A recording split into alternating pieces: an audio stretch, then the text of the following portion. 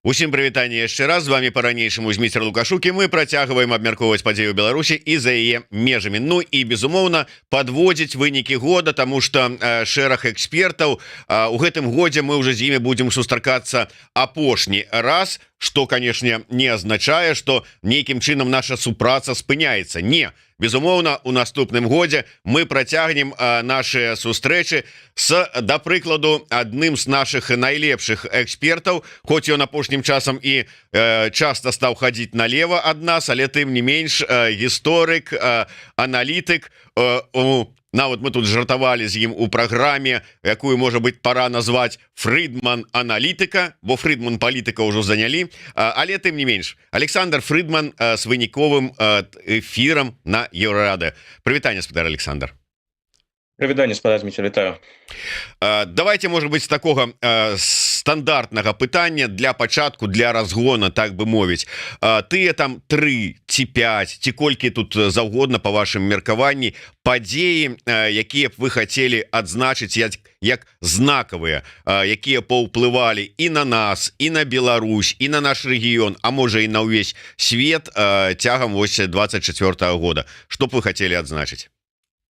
Падзеяў то сапраўды было шмат, але они галоўным чынам то яны былі адмоўныя. Ну, канешне, адбылася тая падзея, якая яшчэ моцна паўплывае на ўвесь свет. У пэўнай ступені, напэўна, таксама і на Беларусь. Гэта выбары ў Злучаных Штатах. І з тым вынікам, якога чакалі, безумоўна, гэта такой ужо велізарнай сенсацыі гэты вынік не стаў, але на які асабліва на захадзе паглядалі, ну так, з перасцярогамі. Я маю на ўвазе выбары ў Злучаных Штатах і перамога Дональда Трампа. Калі ўзяць міжнародны кантэкст, што мы бачылі ў гэтым годзе? Ну, гэта Блізкі ўсход, канешне, там вайна працягвалася, гэта і вайна Ізраіля супраць Хамаса, гэта вайна Ізраіля супраць Хізбалы. Зараз тыя падзеі ў Сірыі, якія яшчэ наўрад ці скончаны, там все яшчэ, напэўна, будзе працягвацца. Ну і там сітуацыя ж вельмі небяспечная, яна застаецца вельмі напружаная. Хутчэй за ўсё наступным этапам будзе вайсковая аперацыя Ізраіля супраць хусітаў у Йемене, а там магчымая справа дойдзе і да прамога сутыкнення паміж Ізраілем і Іранам. Абмены ракетамі мы гэта ўжо бачылі ў гэтым годзе, так што тут наступны год ён можа таксама быць вельмі напружаным і ў гэтым напрамку магчыма таксама крывавым. Што яшчэ было? Ну, канешне, вайна ва ўкраіне працягвалася. Мы да гэтай вайны прызвычаіліся. І гэта, канешне, і гэта ўжо шмат кажа пра тое, у якім становішчы мы зараз знаходзімся. Калі вайна ў Еўропе, крывавая вайна, страшэнная вайна, якая працягваецца, ужо стала абсалютна нармальнай справай, да якой падыходзяць, ну, ўжо так, ну, так бы мовіць, ну, а што вы чакалі? Ну, вайна ідзе, і неведама, колькі яна яшчэ будзе працягвацца. Гэта калі ўзяць міжнародны кантэкст. Калі ўзяць кантэкст беларускі, то можна сказаць, што гэты год, 2024, ён быў вельмі напружаны для беларускіх уладаў. Але ў цэлым паспяховы. Калі паглядзець на вынікі, рэжым Лукашэнкі выглядае на дадзены момант досыць стабільна, але б я падыходзіў да гэтых ацэнак стабільнасці досыць асцярожна. Рэжым Асада ў Сірыі падаваўся таксама яшчэ месяц таму досыць стабільным. І дзе той Асад? Вось пытанне, якое можна задаць у гэтым кантэксце. Але такіх ужо сур'ёзных выклікаў, ну вельмі моцных выклікаў для рэжыму Лукашэнкі не было, і таму Лукашенко, мне падаецца, ён можа быць вынікамі гэтага года задаволены. З пункта гледжання дэмакратызацыі Беларусі, калі параўнаць вось стан сёння, ці наблізіліся мы хоць трошкі да дэмакратызацыі Беларусі ў параўнанні з 2023 годам, не наблізіліся, хутчэй аддаліліся ў гэтым сэнсе. То бок у гэтым кантэксце развіццё падзеяў было досыць неспрыяльным, і, шчыра кажучы, па вялікаму рахунку такіх прычынаў з аптымізмам глядзець у будучыню у сэнсе дэмакратызацыі Беларусі на дадзены момант няма. Але ў нас ёсць і пазітыўныя вынікі вынікі гэтага года ў гэтым кантэксце маю на ўвазе. Нават узгаданая Сірыя, а можна яшчэ іншыя прыклады прывесці, краіны, дзе падавалася, ну нічога ў бліжэйшай перспектыве не можа быць, не будзе нейкіх радыкальных зрухаў, дыктатуры падаюцца трывалымі, а вось што мы побачылі. У адзін момант гэтай дыктатуры зніклі. То бок я б не пераацэньваў ступеню трываласці рэжыма Лукашэнкі. Урэшце рэшт, у якой ступені ён трывалы, мы даведаемся толькі ў той момант, калі гэты рэжым знікне. Калі раптам сапраўды гэта адбудзецца, а гэта можа адбыцца, ну я маю на ўвазе не ў бліжэйшай, конечно, перспектыве, гэта малаверагодна, але сам працэс знікнення ён можа быць досыць хуткім.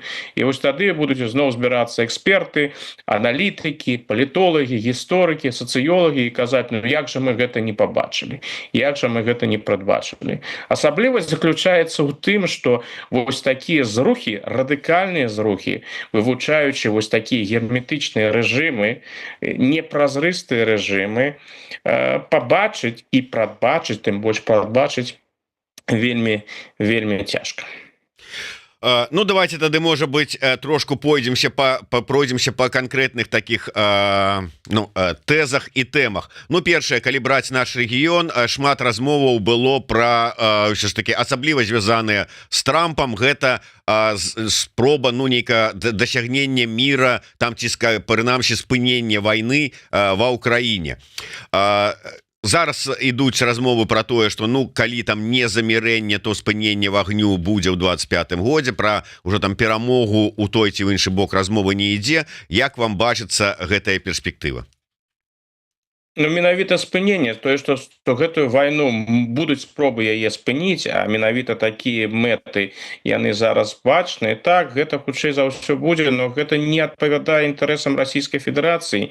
Калі мы паглядзім на тыя заявы, якія робіць расійскае кіраўніцтва, і Пуцін, і Лаўроў, то спыненне баявых дзеянняў іх не задаволіць. Гэта не значыць, што яны ўрэшце рэшт гэта не прымуць. Могуць так стаць абставіны, там можа быць такі ціск з амерыканскага боку, там могуць быць такія пагрозы санкцыяў з боку амерыканцаў, а з другога боку і ціск з боку Китая, Індыі і іншых расійскіх партнёраў, што пуцінскі рэжым урэшце рэшт вымушаны будзе пайсці на гэты кампраміс, які, як Пуцін дакладна разумее, будзе фактычна і расійскай паразай.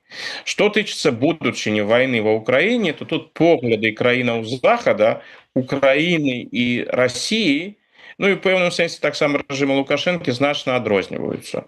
У чым зацікаўлены Злучаныя Штаты? Злучаныя Штаты зацікаўлены ў тым, каб гэтую вайну спыніць, і адпаведна Трамп не хоча надалей выдаткоўваць грошы менавіта на вайну. Ён хоча і далей зарабляць ва Ўкраіне, і будзе відавочна зарабляць, Злучаныя Штаты будуць зарабляць, але выдаткоўваць грошы на вайну ён гэта лічыць немэтазгодным. То бок ягоная мэта спыніць баявыя дзеянні, і ўвесь гэты фінансавы ціск, які безумоўна будзе звязаны з забудовай Украіны, з інтэграцыяй Украіны ў еўрапейскую прастору, што гэта ўсё павінны пераняць еўрапейцы. Гэта павінна стаць задачай еўрапейцаў. Ось такі погляд у Трампа. Што тычыцца еўрапейскага погляду, то там ёсць падабенства, але ёсць адрозненні. Канешне, у Еўропе жадалі, каб і надалей Злучаныя Штаты як мага актыўней дапамагалі Украіне. І жадалі бы па магчымасці бачыць таксама амерыканскія войскі у якасці міратворцаў ва Ўкраіне. Ну, гэта выглядае на дадзены момант вельмі фантастычна, цяжка уявіць сябе, што першае, Трамп захоча гэта зрабіць, другое, тое, што Расія на гэта пагодзіцца. З пункту гледжання Еўропы зараз гэтая вайна, яна дасягнула такога тупіковага ўзроўня. З аднаго боку, перамога Расіі будзе мець катастрафічныя наступствы для Еўропы. І хутчэй за ўсё будзе толькі першым этапам вайны у Еўропе. Па-другое, Еўропа не ў стане, тут і не хапае палітычнай волі, тут і не хапае жадання, каб дапамагчы, і магчымасцяў таксама, канешне, каб дапамагчы сур'ёзна Украіне, каб Украіна атрымала ўсё тое, што ёй зараз патрэбна. І хутчэй за ўсё гэты момант, калі Расія магла быць пераможана на фронте, ён хутчэй за ўсё страчаны.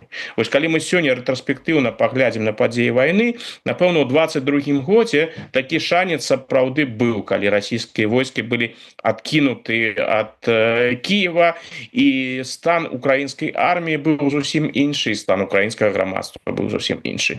У той момант Захад не меў палітычнай волі, каб дапамагчы Украіне так, як трэба было таму у гэтыя часы дапамагаць. Ну, таму, напэўна, мы апынуліся ў гэтым становішчы. Таму жаданне Еўропы на дадзены момант спыніць гэтую вайну, нейкім чынам выйти з гэтай сітуацыі, ну і па магчымасці мінімізировать уласныя выдаткі на Украіну, а хаця апошняе хутчэй за ўсё не атрымаецца. Адбудоўваць Украіну прыйдзецца менавіта перш за ўсё Еўропе.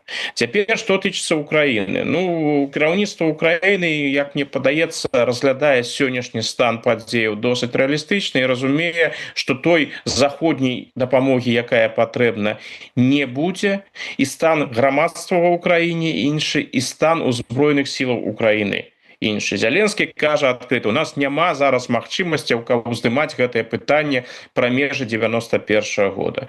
Таму тая магчымая перадышка, якая прыйдзе пасля заканчэння баявых дзеянняў, яна будзе таксама добрай і для Украіны, зразумела, яна будзе спыніцца вайна, яна будзе добрай і для ўзброеных сілаў Украіны. Да чаго не гатовая Украіна, і да чаго таксама, я спадзяюся, дарэчы, не гатовы Запад, каб прызнаць гэты статус-кво доўгатэрмінова. Бо Расія дабіваецца не таго, каб спыніліся баявыя дзеянні. Яна дабіваецца да таго, каб яе заваяванні былі прызнаны, каб былі прызнаныя новыя межы. Путін шукае развязкі. Гэтую развязку ён хутчэй за ўсё не атрымае, Украіна на яе не пагодзіцца, Захад таксама.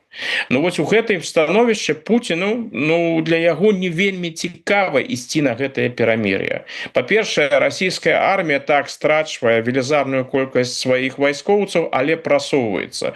У цэлым усё складваецца для Расіі на дадзены момант больш-менш паспяхова. Атрымаць перамір'е, то бок страціць Украіну, заваяваўшы пэўныя тэрыторыі і не высветліўшы іх юрыдычны статус, калі скончыцца эпоха Пуціна, калі будзе іншая палітычная рэчаіснасць, усе гэтыя ваенныя заваяванні Расіі могуць быць пастаўлены пад пытанне.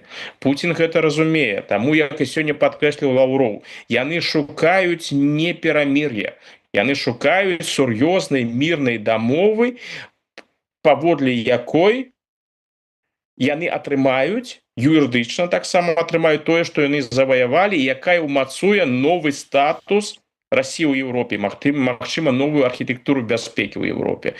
Хутчэй за ўсё яны гэта не атрымаюць. Ну, а што тычыцца Лукашэнкі, у яго пазіцыя дваістая. З аднаго боку, ён вельмі добра навучыўся за апошнія гады зарабляць на гэтай вайне. І тое, што беларуская эканоміка ў прынцыпе досыць паспяхова развіваецца апошнія гады, гэта таму, што яна стала часткай расійскай ваеннай эканомікі. Яна працуе на расійскую ваенную эканоміку і атрымлівае з гэтага адпаведную выгаду. То бок Лукашенко прызвычаіўся жыць з гэтай вайной. Ён атрымлівае ад Расіі дапамогу, ён атрымлівае ад Расіі прэферэнцыі, і так пакуль яму атрымалася, таму, што і Расія, напэўна, у гэтым на дадзены момант асабліва не зацікаўлена, што беларускія войскі ў вайне не ўдзельнічаюць і баявыя дзеянні на тэрыторыі Беларусі не адбываюцца. Гэты статус-кво ён Лукашэнку ў прынцыпе-то задавальняе. Но ёсць, канешне, праблема. Калі ты прыфрантавая дзяржава, ды яшчэ да таго саюзнік Расіі, заўсёды існуе верагоднасць, што вось гэтая хісткая сітуацыя зменіцца, і Расіі раптам спатрэбяцца беларускія вайскоўцы. Альбо яна пажадае праводзіць дадатковыя ваенныя аперацыі праз тэрыторыю Беларусі. Таму вось гэтае перамір'е альбо спыненне баявых дзеянняў для Лукашэнкі у цэлым эканамічна гэта хутчэй у мінус, а з пункта гледжання палітычнага трываласці ўлады пытанняў бяспекі хутчэй плюс. Але калі мы паглядзім на гэта сярэднетэрмінова альбо доўгатэрмінова, то і тут назіраюцца праблемы. Бо калі вайна скончылася, умоўна кажучы, то бок і значэнне Беларусі для Расійскай Федэрацыі зменшыцца. А гэта значыць і гатоўнасць цярпець Лукашэнку з ягонымі асаблівасцямі, з ягонымі патрабаваннямі таксама можа зменшыцца. То бок у гэтым выпадку, канешне, не будуць яны змяняць Лукашэнку, ён іх задавальняе, ён адаптуецца да новай сітуацыі, але ціск на яго можа у гэтым выпадку толькі ўзмацніцца. Так што спыненне вайны стане для беларускіх уладаў таксама сур'ёзным выклікам. Давайте, калі ўжо тут тэма вайны і нейкіх сілавых сцэнароў закранули, цягам года Лукашенко шмат разоў гаварыў пра тое, што і там танкі гусеніцамі грахочуць, і адтуль там рыхтуецца напад, і там рыхтуюць нейкія там та самая атрады штурмавыя. Прапаганда цэлы фільм выпусціла, дзе показывала, як там Кобрынскі плацдарм збіраюцца захопліваць і гэтак далей. З гэтай нагоды вось пытанне ад Уладзіміра, я тут троху скарачу, там шмат хто лічыць, што не бачыць магчымасці вызваленне Беларусі праз сілавы шлях. Пытанне да спадара Фрыдмана: ці бачыць ён такую магчымасць? Вот вам ваше бачанне магчымасці ўсё ж таки развіцця нейкага сілавога сцэнару вызваленне Беларусі, звяржэння рэжыма. Давайте просто паспрабуем гэтую сітуацыю, так бы мовіць, тэарэтычна прайграць і паглядзім, што з гэтага выйдзе. Які ён можа быць, гэты сілавы сцэнарый? Могуць увайсці на тэрыторыю Беларусі з нейкія падраздзяленні. Тут узнікае адразу пытанне: ці будуць яны падтрыманы Украінай? Ці зацікаўлены ў гэтым Украіна?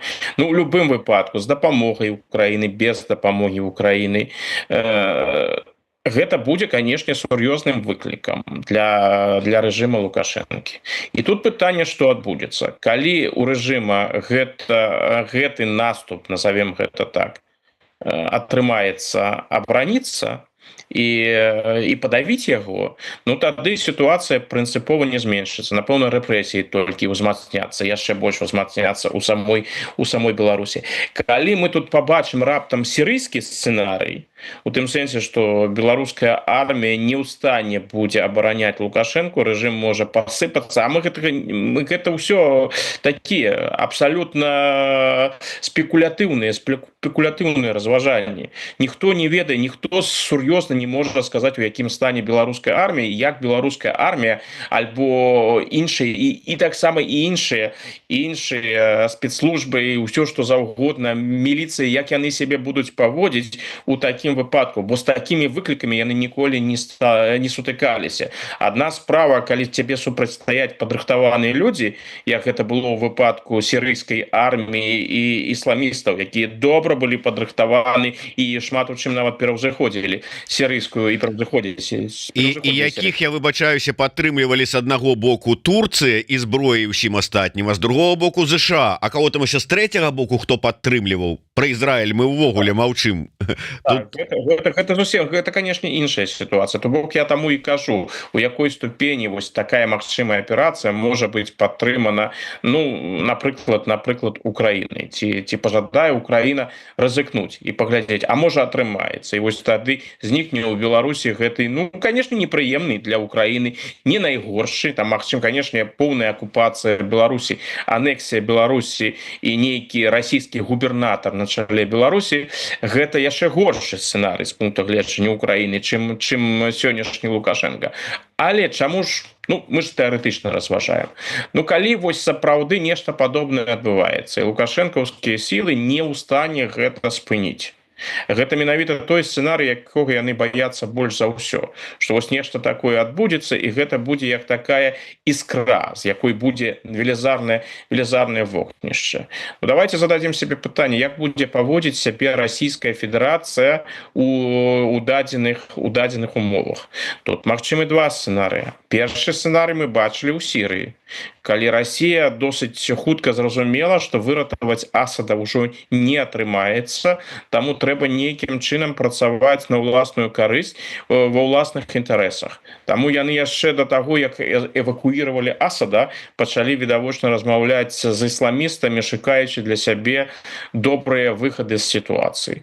Гэта магчыма. Но другі варыянт, ён ўсё ж такі мне ў выпадку Беларусі падаецца больш верагодным. Калі нешта падобнае ў Беларусі адбудзецца, так наступным і рэжым Лукашэнкі і яго сілы не будуць у стане гэта спыніць, хутчэй за ўсё будуць кінуты на падаўленне расійскія войскі, розныя там расійскія, ўсё што у іх ёсць, бо Беларусь для России гэта ўсё ж таки зусім не Сірыя. Прайграць у Сірыі для России непрыемна, хотя Путин сёння кажа, што гэта ніякая не параза была. Конечно, гэта была параза, і тое, што кажа Путин, гэта нельга ўспрымаць усур'ёзна, але гэта Сірыя, гэта далёка і гэта зусім не так успрымаецца. Вось Сірыя гэта такі сяброўскі рэжым, а Беларусь з іх пункта гледжання гэта тое, што ім належаць, тое, што яны павінны кантраляваць, тое, што ў іх фактычна знаходзіцца ў кішэні.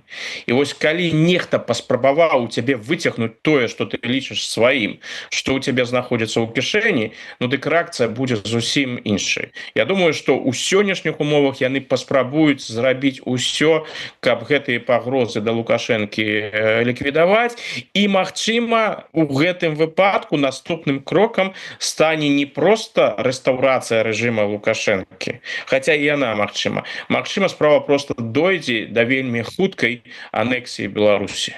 Так што гэты сілавы сцэнарый пры яго рэалізацыі ён можа прывесці менавіта да таго, што Беларусь з тым, што яшчэ засталося ад беларускай незалежнай дзяржавы, знікне.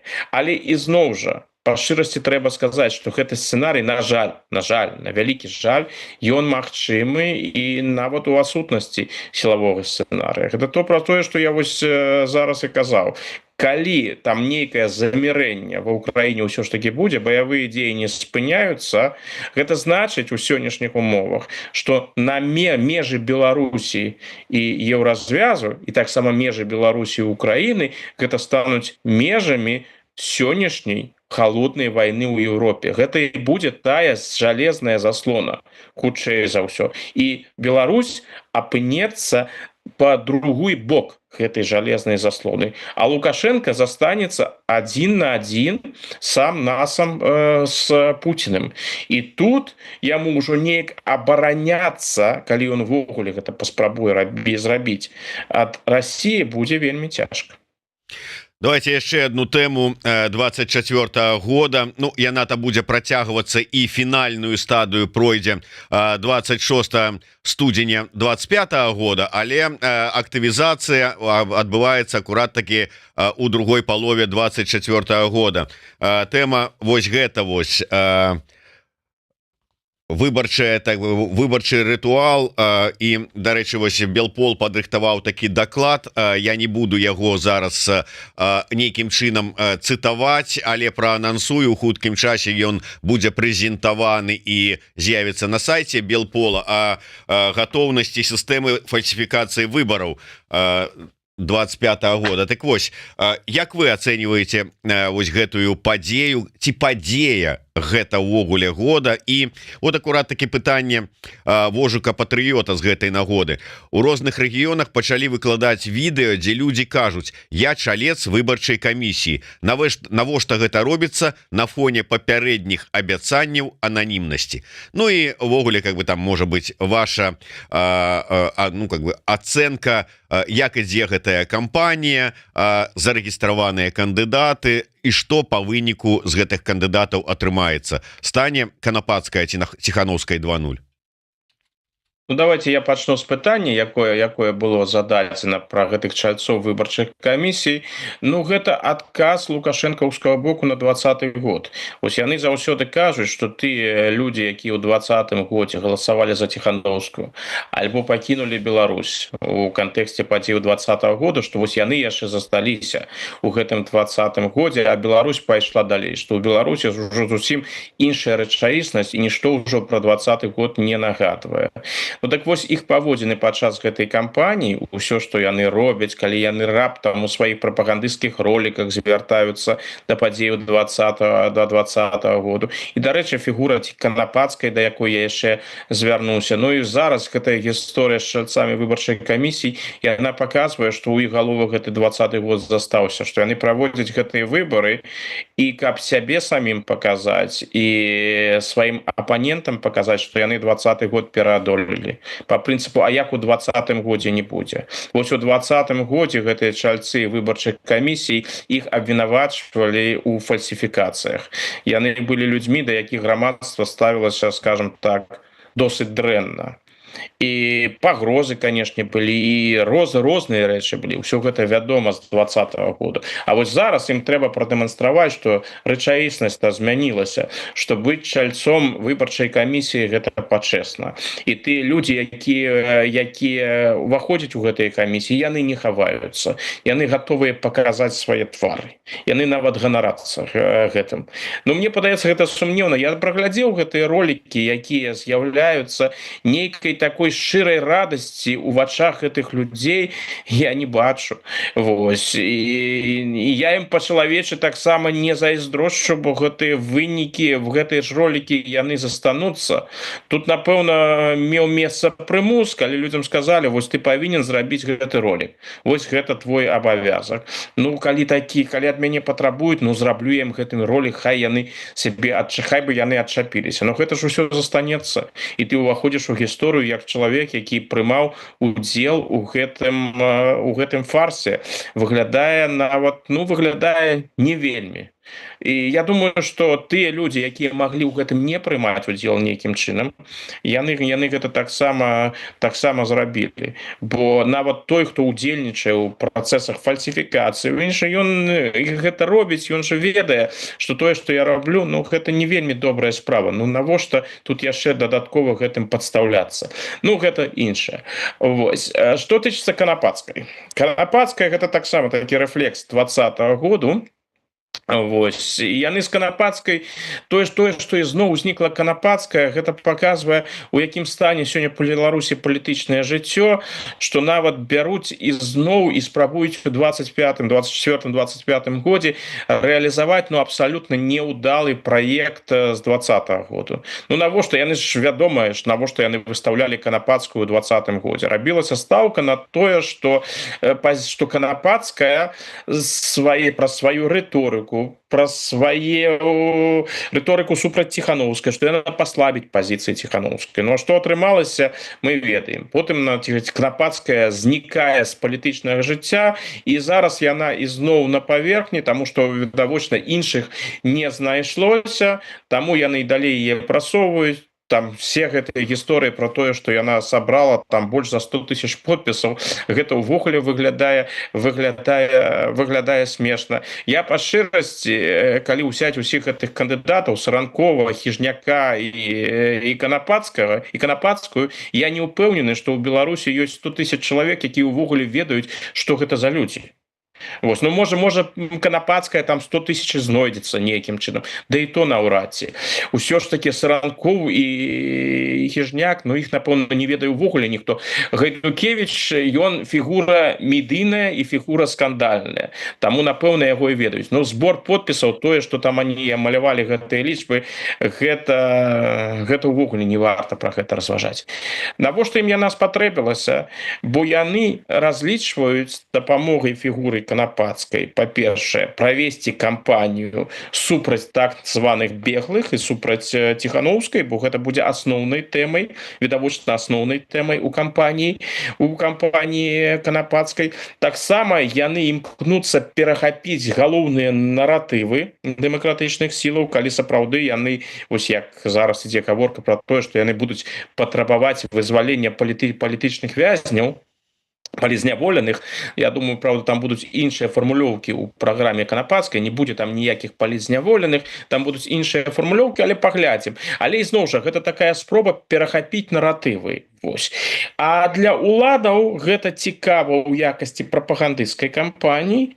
Ну акрамя таго, з дапамогай канапацкай яны могуць праверыць, якая колькасць людзей ўсё ж таки жыве ў Беларусі, па-ранейшаму застаецца ў Беларусі, і якая не падтрымлівае Александра Лукашенко. Бо ўсё ж таки канапацкая, у адрозненне ад астатніх, будзе пазіцыянаваць сябе як больш-менш незалежны кандыдат.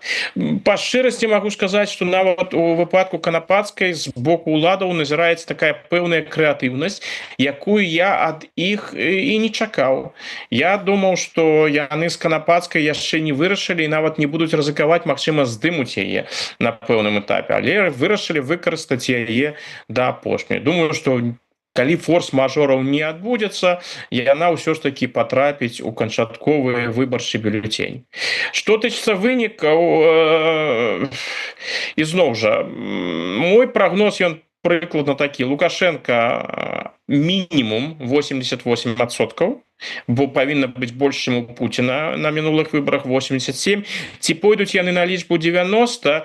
Ну, падаецца, ўсё ж таки пойдуць, але ізноў скажу больш асцярожна.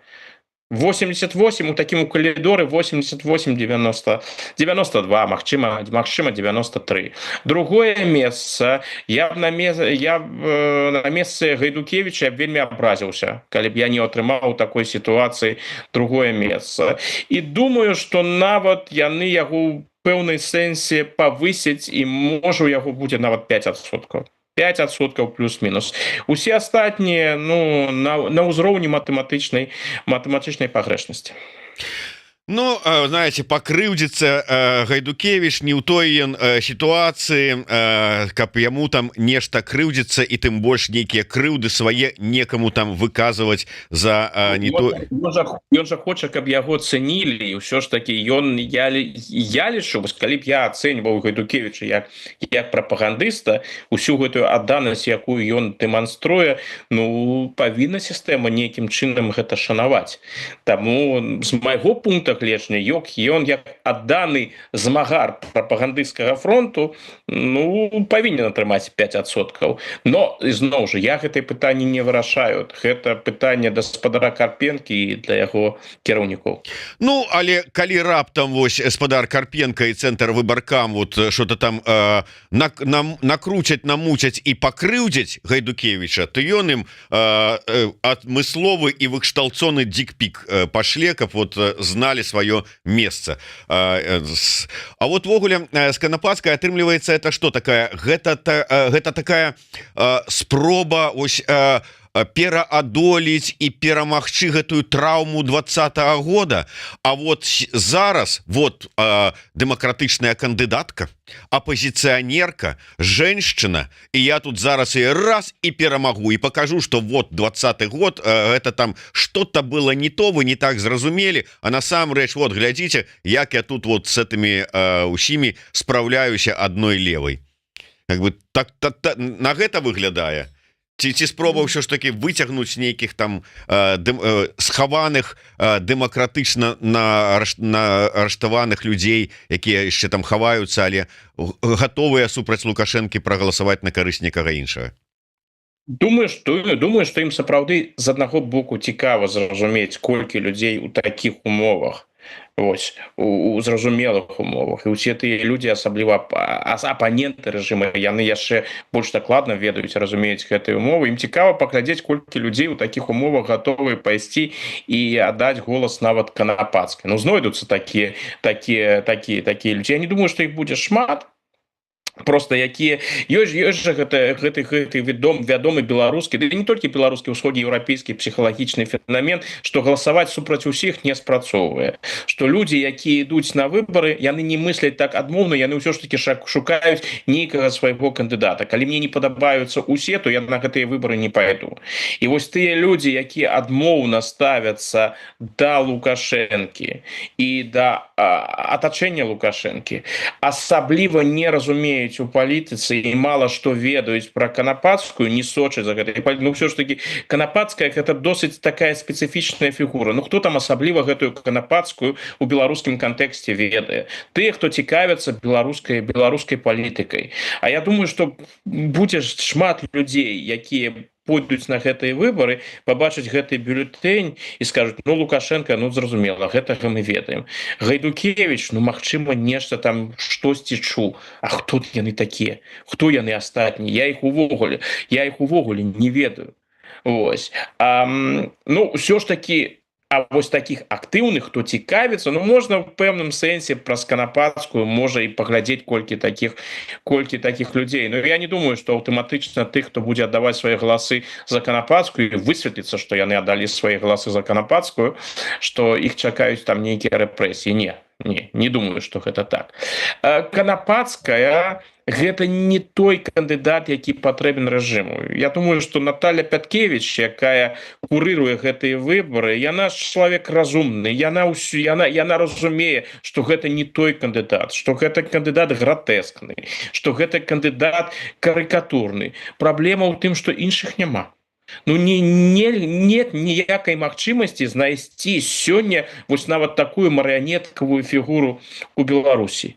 Бо заўсёды, калі ты кагосьці там і знойдзеш, но яны баяцца, што вось яны знойдуць нейкую фігуру, дадуць гэтай фігуры магчымасці раскруціцца, а потым будзе просто нейкі кандыдат, бо нейкі кандыдат, нейкая фігура, якая стане цікавай для пэўнай часткі беларускага грамадства. Бо які феномен зараз у Беларусі назіраецца? У Беларусі унутры для людзей, якія жывуць у краіне самой, у іх няма палітычнай фігуры у самой краіне, з якой яны сябе могуць ідэнтыфікаваць, на якую яны могуць паглядзець. Ёсць дзеячы беларускай дэмакратычнай апазіцыі за мяжой. Латушка, Ціхановская і іншыя, але яны далёка. Ёсць фігуры дэмакратычнага руху, якія знаходзяцца за кратамі. Статкевич, Севярынец, Бабарыка і гэтак далей. Але яны знаходзяцца за кратамі, яны не могуць ніякім чынам уплываць на палітычнае жыццё. А вось людзі шукаюць нейкай альтэрнатывы. Яны хацелі б мець альтэрнатывы. Гэтай альтэрнатывы, няма. То бок, яна можа хутка з'явіцца. Мы ж ведаем феномен Ціхановскай. Вось, дарэчы, феномен Ціхановскай, ён дае надзею. У тым сэнсе, што можа вельмі хутка з'явіцца і раскруціцца палітычная фігура, прычым такога не толькі беларускага маштабу, але і як сёння гэта ў выпадку Ціхановскай міжнароднага маштаба. Але вяртаюся да канапацкай. Яны зрабілі стаўку на канапацкую, бо сапраўды іншых няма і яе яны кантралююць. Уся кампанія канапацкай, яна пастроена, гэта не пазітыўная кампанія, гэта негатыўная кампанія. Гэта кампанія супраць тых, каго яны называюць беглымі, супраць тых, каго яны называюць змагарамі. Вось яны ж гэтага не хаваюць у сваёй прапагандзе. Калі яны кажуць, што вось пасля гэтых выбараў для міжнародных структураў, для заходніх структураў будзе кандыдатка, якая ўдзельнічала ў выбарах, якая дзейнічае ў межах закона, што вось яны будуць, захад будзе размаўляць нібыта не з Ціхановскай, а з канапацкай. Выглядае гэта досыць смешна, але які ў іх ёсць альтэрнатывы? Мой прагноз наконт канапацкай, ён такі. Яна там свой, можа, 1% 1,5 атрымае, на гэтым все скончыцца, і наступныя 5 гадоў мы, напэўна, пра яе і нічога не пачуем. Вы узгадалі пра нібыта тое, што у праграме канапацкай ёсць тэзіс патрабавання вызвалення палітвязняў. Гэты тэзіс агучыў былы камуніст і палітрук Сергей Возняк. Наколькі там праўда у гэтым словах Возняка, бо верыць выпускнікам вайсковай палітычнай гэтай акадэміі как-то не даводзіцца апошнім часам асабліва. Але нават калі будзе, то ў якім фармаце, як вы правільна, як это будзе прапісана, таксама дзіўна можа быць, дзеля нейкага там такога флёру яны гэта і узгадаюць. Але і вось давайте ўсё ж таки тэму палітвязняў, але без прывязкі ні да Возняка, ні да канапацкай. Гэты працэс, які пачаўся сёлета, вызвалення палітвязняў, што вам за ім бачыцца і які магчымы працяг?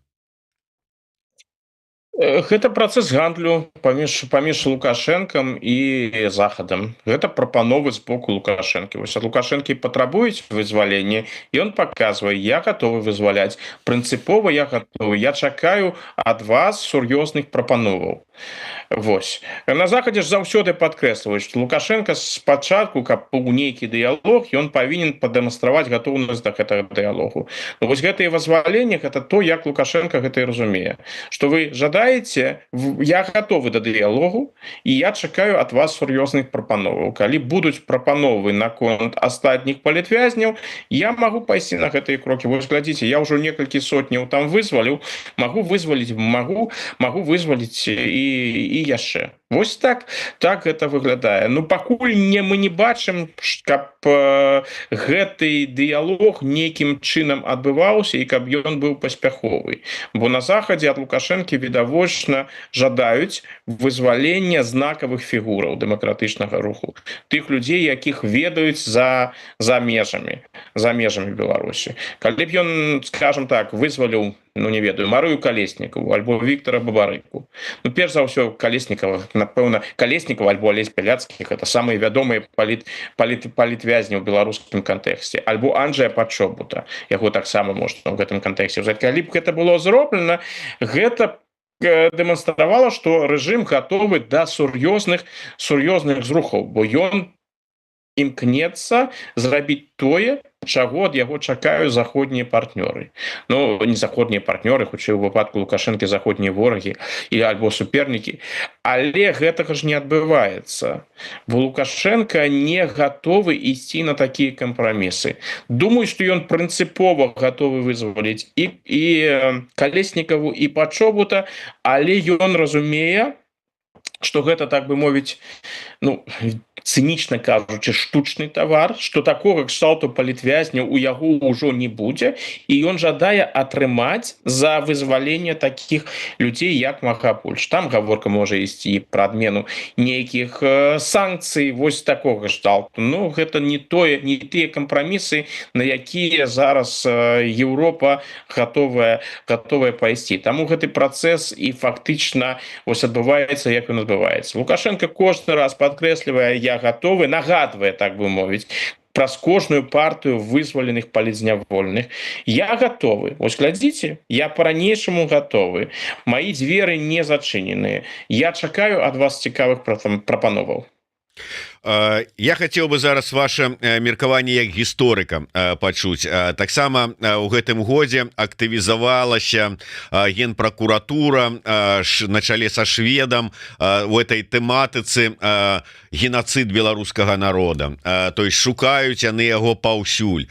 А вось у другой палове года увогуле яны тут пачалі шукаць гэтыя прыкметы геноцида ці апраўданне геноцида у любых выказываннях, якія гучалі там у нас, да прыкладу, в эфіры, у словах Усава, там у словах Тимохі Акудовіча, там у словах іншых гісторыкаў, якія выказваліся на гэтую тэму. Што гэта? Да чаго гэта прывядзе? І ці будзе працяг? Працяг, безумоўна, будзе, бо наступны год у іх жа асаблівы ў гэтым кантэксце.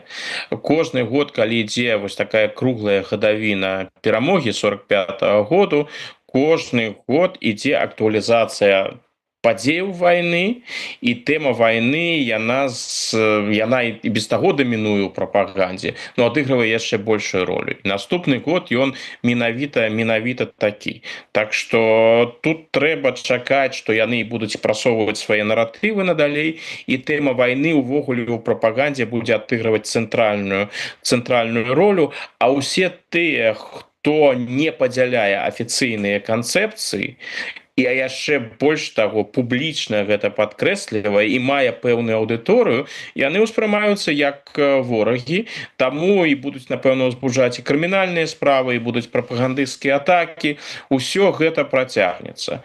Бо з аднаго боку, тая канцэпцыя геноциду беларускага народу, які яны прасоўваюць, у яе ёсць патэнцыял відавочны, каб спадабацца людзям, якія жывуць у Беларусі. бо яна досыць прывабная гэтая канцэпцыя.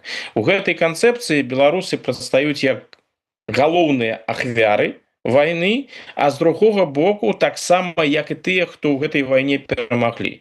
То бок нічога дрэннага звязанага з беларусамі у гэтым кантэксце ўвогуле не назіраецца. Усе крытычныя тэмы, якія ёсць там, удзел у пераследзе і зняшэнні яўрэяў, лёс яўрэйскай маёмасці, дзейнасць партызанаў, хапае там савецкая палітыка эвакуацыі.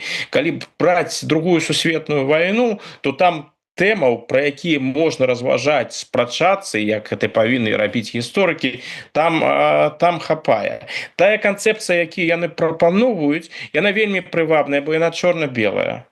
І калі ты падзяляеш калі ты беларус і падзяляеш гэтую канцэпцыю, ты на добрым баку. Ты з аднаго боку той, каго жадалі вынішчыць, а з другога боку ты той, хто перамог нацыстаў. Так што канцэпцыя, яна у гэтым сэнсе вельмі прывабная. Але яны бачаць, што тыя людзі, якія знаходзяцца за мяжой, гісторыкі, папулярызатары гісторыі, што яны таксама працуюць у гістарычным накірунку, што яны таксама распаўсюджваюць гістарычныя веды. І тыя гістарычныя веды, якія яны распаўсюджваюць, яны часта гэта прывабны, цікавы контент, ён супярэчыць дзяржаўнай прапагандзе, і таму яны з гэтым змагаюцца. Вось гэтае змаганне, якое яны вядуць яе як пераможцы. Вось мы перамаглі, і мы змагаемся з тымі, хто там імкнецца, не ведаю, як яны кажуць, ачарніць нашу пабеду і іншае. Не, вось гэтае змаганне ідзе таму, што яны не вытрымліваюць канкурэнцыі. Яны лічаць, што вось тое, што прыходзіць у Беларусь з-за мяжы праз інтэрнэт, сацыяльныя сеткі. Вось гэты іншы погляд на гісторыю, неафіцыйны погляд на гісторыю. Яны бачаць у гэтым небяспеку. Яны не ўпэўнены ў тым, што ў іх атрымліваецца сапраўды захапіць грамадства сваімі наратывамі. Так што вось гэтая ўся агрэсія, якая ідзе, яна ідзе не з пазіцыі сілы, яна ідзе з пазіцыі слабасці.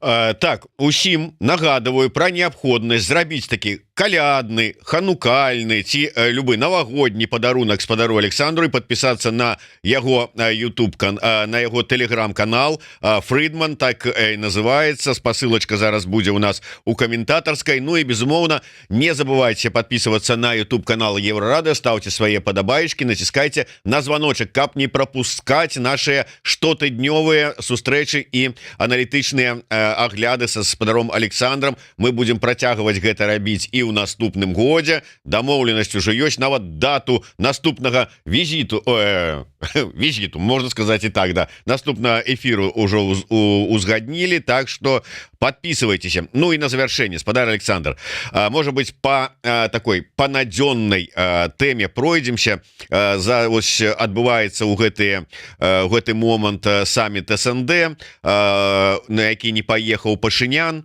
Дарэчы, что это можа означать, канчатковы разрыв ці не разрыв с этими самыми аб'яднаннямі. Але Лукашенко радостно поехал, и сёння за зачыненымі дзвярамі доўга нешта абмяркоўваў з Пуціным. Пра што пакуль невядома, і невядома, ці скажуць увогуле. Напрыканцы года і на фоне тых падзеяў, што адбываюцца ў свеце і ў нашым рэгіёне, заўсёды выглядае не вельмі абнадзейваюча, і заўсёды чакаеш нейкіх чарговай гадасці з боку ось гэтых двух нават не ведаю слова, якое падабраць, каб ўсё ж таки цэнзурнае было. Ось двух гэтых чалавек. Як вам бачыцца, што гэта можа быць, чаго чакаць? Ну і увогуле, как бы, давайте там ваш прогноз на 25-й год, чаго нам чакаць ад яго? Я пачну з іх сустрэчы, потым Пашиняна, потым паспрабую з прагнозам. Чаму ім, конечно, ёсць што абмеркаваць, тым больш, што час ён відавочна паджимае. Ужо праз месяц мы будзем мець зусім іншую палітычную рэчаіснасць, іншага прэзідэнта ў Злучаных Штатах, магчыма, іншую амерыканскую палітыку.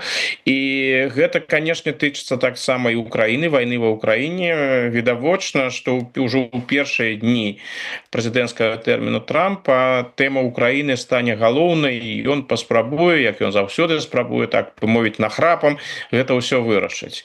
І яны да гэтага рыхтуюцца. Таксама ў іх ёсць пэўныя аналітычныя выкладкі, бо тая стратэгія Трампа, про якую пішуць, яна ж не выглядае, вось там не ўсё, зусім не ўсё так проста, што Трамп толькі хоча нейкае мірнае пагадненне.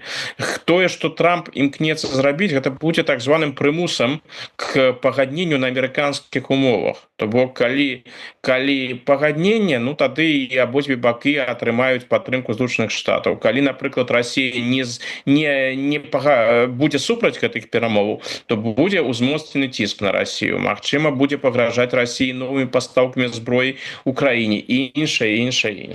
І Лукашенку і Пуціну, ну тут трэба відавочна да гэтага рыхтавацца. Яны рыхтуюцца. Магчыма, тыя тыдні, якія нас чакаюць, яны будуць досыць спакойнымі. Магчыма, яшчэ будзе нейкая сур'ёзная эскалацыя да ўступлення, да прыхода Трампа ўжо афіцыйна да ўлады. То бок часы будуць напружаны, ім трэба таму абмеркаваць. Думаю, што гэта ўсё звязана так ці інакш з вайной ва Ўкраіне. Напрыклад, той сцэнарый вельмі важны для іх. Калі мы не прымаем амерыканскія умовы, што мы тады будзем рабіць? Можа, яшчэ раз паспрабуем на Кіеў пайсці, а можа, гэтым разам паспрабуем разам пайсці, і іншае. То бок гэта спекулятыўна, канешне, але думаю, ідзе гэта ў тым напрамку. Што тычыцца Пашыняна? Ну, Пашынян гэта, ну, канешне, магчыма, ён сапраўды хварэў, а я бачу вось тое, што мы бачым, вось гэтае захворванне, яно ў вельмі добры час для яго прыйшлося. Ён відавочна не жадаў ехаць на гэты саміт, і гэтым ён падкрэслівае сваю пазіцыю. Ну і яны знайшлі досыць такі элегантнае выйсце, як туды не ехаць. Усё абвесцілі пра тое, што ён хворы, ну хворы, што тут можна зрабіць. Не будуць жа яны да Пуціна цягаць чалавека, які кажа, што ён хворы. Але ў выпадку Пашыняна ёсць важнае пытанне бяспекі. Пашынян, наколькі я не памыляюся, ён журналіст па адукацыі, але ў яго вельмі добры гуманітарны бэкграунд, і думаю, што ён з савецкай гісторыі вельмі знаёмы. І таксама знаёмы з гісторыі тых палітычных лідараў, у якіх былі складаныя адносіны з Масквой, і ў якіх пасля вандровак у Савецкі Саюз узнікалі праблемы са здароўем. Прычым у некаторых такія моцныя праблемы са здароўем, што праз нейкі час яны проста сыходзілі на той свет. І таму Пашынян, думаю, разумее, што і ў пытаннях бяспекі паездкі ў Расію у сувязі з той знешняй палітыкай, якую ён зараз праводзіць, гэта не самае лепшае, што ён можа зрабіць. Цяпер паспрабуем з прагнозамі. 2024 год ён быў сапраўды вельмі цяжкі і ў шмат у чым вельмі непрыемны, палітычна непрыемны з пункту гледжання развіцця дэмакратыі ў свеце, з пункту гледжання перспектыў дэмакратычнай Беларусі. Гэта быў непрыемны, цяжкі год. Застаецца спадзявацца, што наступны год будзе лепшым. Ну, шчыра кажучы, на фоне таго, што мы бачым і назіраем у гэтым годзе, ён проста павінен быць лепшым. Так што давайте вось з гэтай надзеяй і будзем глядзець у будучыню ў 25 год. Дзякуй вялікі, выдатнае такое пажаданне і добры прагноз. Дарэчы, я яшчэ адзін, можа быць, падарунак хацеў звярнуцца, вот каб нашы гледачы зрабілі. Асабліва тыя, можа быць, беларусы, якія жывуць у Варшаве, якія не раз карысталіся такой пляцоўкай, як сцэна Хмельна, беларуская прастора, дзе ладзіцца шмат цікавых беларускіх імпрэз, канцэртаў і гэтак далей. Зараз сцэна Хмельна патрабуе фінансавай падтрымкі, дапамогі, там трэба пэўныя сумы разлікі, закрыцця да канца 24 года. Калі у вас ёсць такая магчымасць, падтрымайце ось беларускую прастору. Калі яна працягне працаваць, то мы яшчэ побачым шмат цікавых беларускіх імпрэзаў у 25 годзе. Пазітыўчыку такого ж трэба нам і надалей атрымліваць. Таму, калі ласка, сёння падтрымаем, заўтра атрымаем нешта прыемнае ў адказ. Дзякуй вялікі спадару Александру. Подписывайтеся, яшчэ раз нагадываю. Ну і нагадываю, што адразу па заканчэнні гэтай нашай размовы чарговы выпуск праграмы «Ідэя X», і у нас у гасцях легендарны Мирон. Хто ведае гісторыю беларускага супраціва, той мусіць ведаць гэтую легенду. І вось яна у нас у студыі, дакладней ён Мирон, так што сустракайце, жыве Беларусь. Жыве.